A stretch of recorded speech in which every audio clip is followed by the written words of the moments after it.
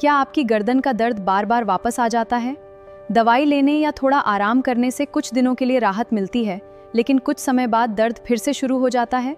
सुबह उठते ही गर्दन में जकड़न और भारीपन महसूस होता है। गर्दन घुमाने में परेशानी होती है। लैपटॉप और मोबाइल पर काम करने के बाद दर्द बढ़ता है और कभी-कभी यही दर्द गर्दन से बढ़कर आपके कंधे तक पहुंच जाता है। हाथ में तेज दर्द या झंझनाहट होने लगती है या उंगलियों में सुन्नपन भी महसूस हो सकता है। ऐसे लक्षणों के बाद आपके मन में सवाल आता होगा, क्या मेरी गर्दन की समस्या समय के साथ और बढ़ सकती है और क्या इसे लेकर आपको अभी से चिंता करने की जरूरत है?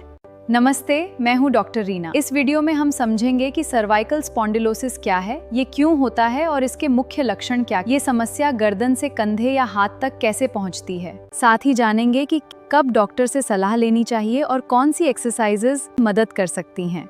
तो चलिए शुरू करते हैं। सबसे पहले समझते हैं कि सर्वाइकल स्पॉन्डिलोसिस आखिर होता क्या है। हमारी गर्दन में कुल 7 हड्डियां होती हैं, जिन्हें सर्विकल वर्टिब्रे कहा जाता है। इन हड्डियों के बीच डिस्क होती है, जो एक कुशन की तरह काम करती है और गर्दन पर पड़ने वाले सामान्य झटकों और दबाव को कम करने में मदद करती है। उम्र बढ़ने के साथ इन डिस्क्स में धीरे धीरे बदलाव आने लगते हैं। इनमें पानी की मात्रा कम हो सकती है और समय के साथ डिस्क की ऊंचाई भी कम होने लगती है। इसके साथ ही गर्दन के छोटे जोड़ों में घिसाव हो सकता है और हड्डियों के किनारों पर अतिरिक्त बढ़त, जिसे बोन स्पर्स कहा जाता है, वो भी बन सकती हैं। इन सभी उम्र से जुड़े बदलावों को सामान्य रूप से सर्वाइकल स्पॉन्डिलोसिस कहा जाता है। लेकिन यहाँ एक बात समझना बहुत ज़रूरी है, जो अक्सर लोग नहीं जानते। सिर्फ एक्सरे या एमआरआई में ये बदलाव दिखाई देने का मतलब दर्द नहीं। कई लोगों में ऐसे बदलाव होते हैं, लेकिन उन्हें कोई लक्षण नहीं होते। इसलिए रिपोर्ट देखकर घबराने की बजाय आपके लक्षण और क्लिनिकल एग्जामिनेशन को समझना ज़्यादा महत्वपूर्ण है। अब जानते हैं कि सर्वाइकल स्पॉन्डिलोसिस आखिर क्यों होता है। अब बात करते हैं कि गर्दन की इस समस्या के पीछे कौन-कौन से कारण जिम्मेदार हो सकते हैं। इसका सबसे आम कारण है उम्र बढ़ने के साथ गर्दन की संरचनाओं में होने वाले प्राकृतिक बदलाव। लेकिन सिर्फ उम्र ही इसका कारण नहीं है। गलत पोस्चर में बैठना, मोबाइल या लैपटॉप का ज़्यादा इस्तेमाल और गर्दन पर पड़ने वाला लगातार तनाव भी इसे बढ़ा सकता है। इसके अलावा गर्दन की पुरानी चोट, लंबे समय तक कम शारीरिक गतिविधि और गर्दन की मांसपेशियों की कमजोरी भी कुछ लोगों में इस समस्या से जुड़ी हो सकती है। अब जानते हैं सर्वाइकल स्पॉन्डिलोसिस के कुछ आम लक्षणों के बारे में। सबसे पहले गर्दन में दर्द और अकड़न महसूस होना, खासकर गर्दन को घुमाने या ऊपर नीचे करने में परेशानी होना। कई लोगों को गर्दन का दर्द सिर्फ गर्दन तक ही महसूस नहीं होता, बल्कि ये दर्द कंधे से होते हुए हाथ तक भी जा सकता है, खासकर जब नस पर दबाव पड़ रहा हो। इसके साथ हाथ या उंगलियों में झंझनाहट, सुन्नपन या सुई चुभने जैसी सेंसेशन महसूस हो सकती है। कुछ लोगों को हाथ में कमजोरी या चीजें पकड़ने में परेशानी भी होने लगती है। कुछ लोगों को लंबे समय तक एक ही पोस्चर में बैठने के बाद गर्दन का दर्द और अकड़न बढ़ती हुई महसूस होती है। सुबह उठने पर गर्दन भारी लगना या मूवमेंट कम होना भी एक आम शिकायत हो सकती है। लेकिन अगर गर्दन के दर्द के साथ हाथ या पैर में लगातार कमजोरी, संतुलन बिगड़ना या हाथों से चीजें पकड़ने में बार बार दिक्कत हो रही है, लक्षणों को बिल्कुल नजरअंदाज नहीं करना चाहिए। ऐसे लक्षण सिर्फ सामान्य गर्दन के दर्द की वजह से नहीं हो सकते।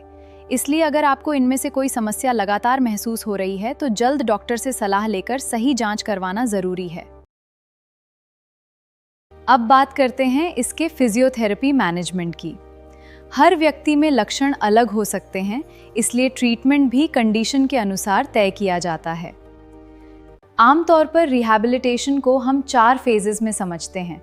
पहले दर्द और स्टिफनेस को कंट्रोल करना, फिर धीरे धीरे गर्दन की मोबिलिटी और मूवमेंट को इम्प्रूव करना, इसके बाद नेक और शोल्डर मसल्स को मजबूत करना और अंत में अपनी डेली एक्टिविटीज और कामकाज में सुरक्षित तरीके से वापस लौटना रिहैबिलिटेशन का महत्वपूर्ण हिस्सा होता है।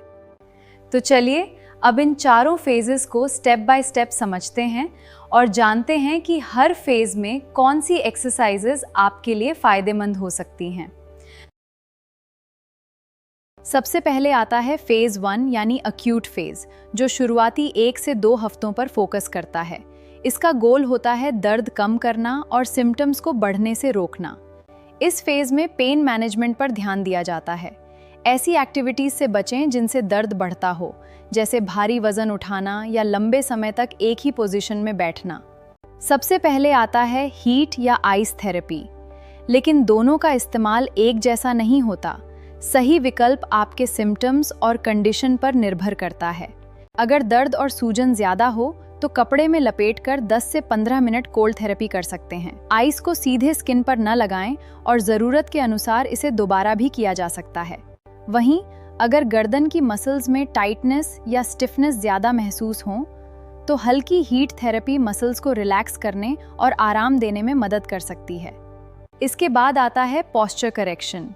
कोशिश करें कि बैठते और खड़े होते समय गर्दन और रीढ़ को एक न्यूट्रल पोजीशन में रखें और लंबे समय तक एक ही पोस्चर में न रहें। नेक पोस्चर की 5 कॉमन गलतियां और उन्हें सही करने के आसान तरीके मैंने अपने एक अलग वीडियो में विस्तार से बताए हैं। आप चाहें तो नीचे दी गई लिंक पर क्लिक करके वो वीडियो जरूर देखें। अब करते हैं चिन टक।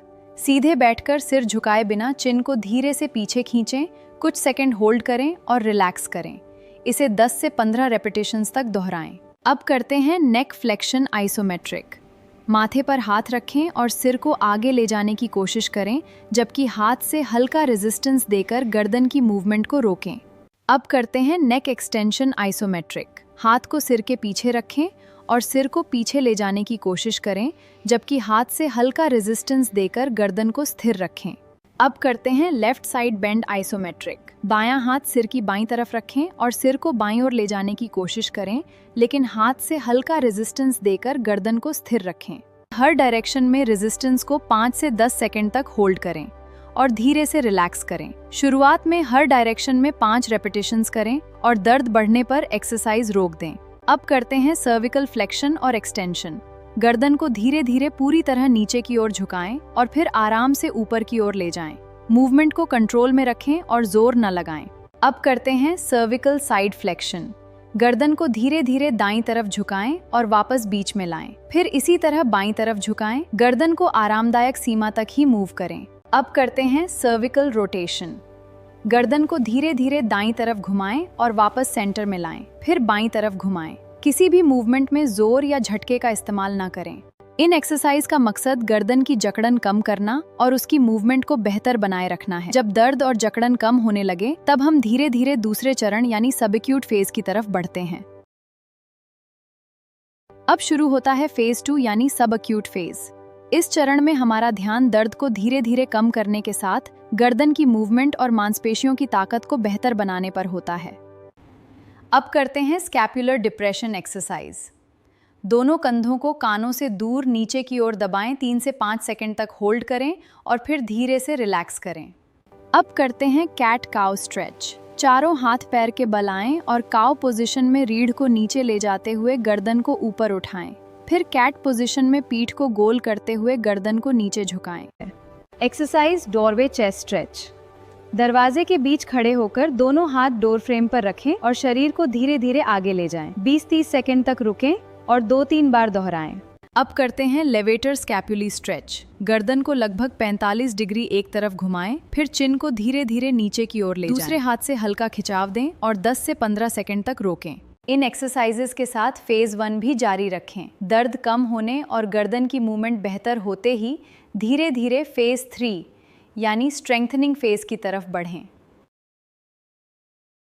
अब शुरू होता है फेज 3 यानी स्ट्रेंथनिंग फेज। इस चरण में हमारा फोकस गर्दन और कंधों की मसल्स को मजबूत करने और गर्दन को बेहतर सपोर्ट देने पर होता है।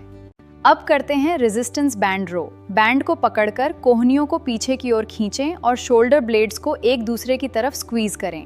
कुछ सेकंड होल्ड करके धीरे से वापस आएं।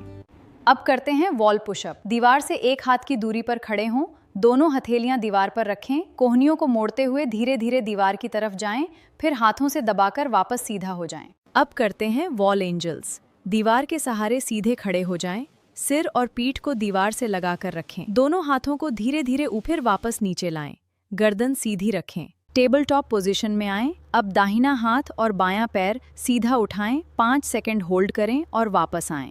इसी तरह दूसरी तरफ से करें, कुल 10 बार दोहराएं। इन स्ट्रेंथनिंग एक्सरसाइजेस को सही तरीके से करें। जब दर्द कम हो जाए और गर्दन पहले से बेहतर महसूस होने लगे, तब हम फेज 4 यानी रिटर्न टू एक्टिविटी फेज की तरफ बढ़ते हैं। अब शुरू होता है फेज 4 यानी रिटर्न टू एक्टिविटी फेज। इसमें हमारा लक्ष्य है कि आप सुरक्षित तरीके से अपनी सामान्य गतिविधियों और काम पर वापस लौट सकें। दर्द कम होने के बाद भी अपनी नेक स्ट्रेंथनिंग और पोस्चर सुधारने वाली एक्सरसाइज हफ्ते में 2 से 3 दिन करते रहें। इससे समस्या दोबारा होने का खतरा कम हो सकता है। याद रखें, हर व्यक्ति की समस्या अलग हो सकती है, इसलिए किसी भी एक्सरसाइज को अपनी क्षमता के अनुसार करें और दर्द बढ़ने पर तुरंत रोक दें। अगर दर्द लगातार बना रहे, हाथ में कमजोरी, सुन्नपन या झंझनाहट बढ़े, तो बिना देर किए अपने फिजियोथेरेपिस्ट या डॉक्टर से सलाह जरूर लें। उम्मीद है ये वीडियो आपके लिए उपयोगी रहा होगा। अगर पसंद आया हो तो इसे लाइक करें, शेयर करें। ऐसी ही फिजियोथेरेपी जानकारी के लिए चैनल को सब्सक्राइब करना न भूलें। धन्यवाद।